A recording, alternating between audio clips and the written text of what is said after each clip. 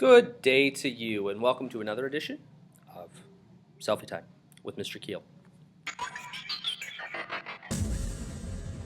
All right, so for Selfie Time with Mr. Keel today, I'm going to talk to you about a very basic technique for filming dialogue. It's called the over-the-shoulder shot.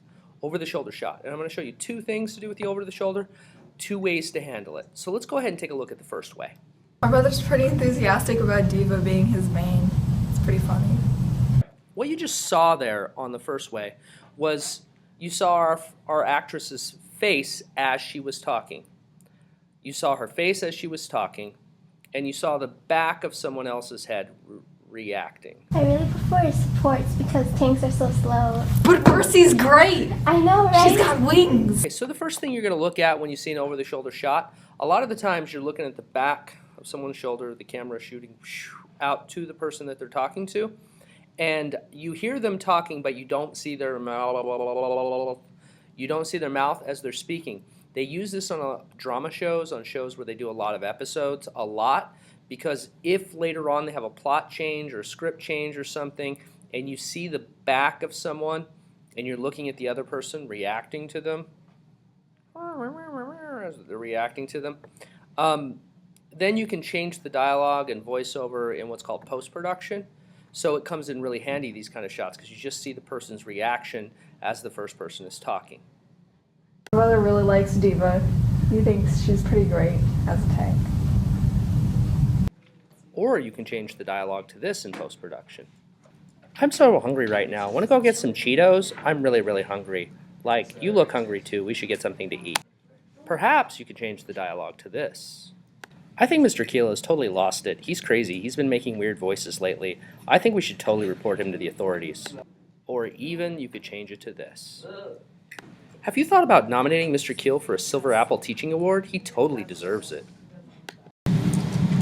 Alright, as you're looking at the screen here, let's take a look at the Final Cut menu so that you actually know how to record this voiceover. So I'm going to come up here to Window, go down to Record Voiceover, and this little guy here pops up. You can kind of look at your volume levels and see how high it's popping up. Then you click the record button. It's going to back you up 3 seconds. 3, 2, 1. And now I'm talking and it's recording it on here and you can see it. And then when I'm ready, I just hit stop. Okay. So what you might want to know when you're putting together dialogue shots is it's interesting to have what's called a jump shot, where you have two really similar looking shots, like here to here, and they are so close to the same, but they don't quite line up, and you get this awkward thing that kind of jumps through space and time. Happens with all kinds of shots, but dialogue shots in particular, especially this over-the-shoulder shot, tend to have that happen. Watch. I think Mercy's the best support to play because, like, just run around, just hold left trigger. Really likes Diva. He thinks she's pretty great as a tank. Did you see it in there? The jump shot? No, it's a bad thing. You don't want it. Let's look at it again. I think Mercy's the best support to play because, like, just run around, just hold left trigger. Really likes Diva. He thinks she's pretty great as a tank. Jump shot. Jump shot. Jump shot. Jump shot. That's what a jump shot is. It's where the shots are really similar, and it almost looks like the person teleports through space and time because the shots are so similar and you have them side by side. But if you use a cutaway in between those jump shots, jump shot, cutaway, jump shot, cutaway, jump shot.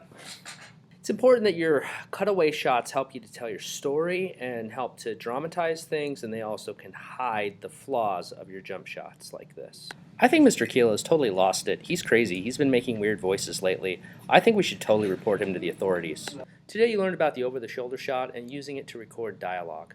Now you can use the over-shoulder shot two ways, and you learned about both of those ways. One way where you see the back of the head of the person who is talking, and you see the other person reacting, and the other way where you see the back of the head of the person who's listening and you can see the face of the person who's talking.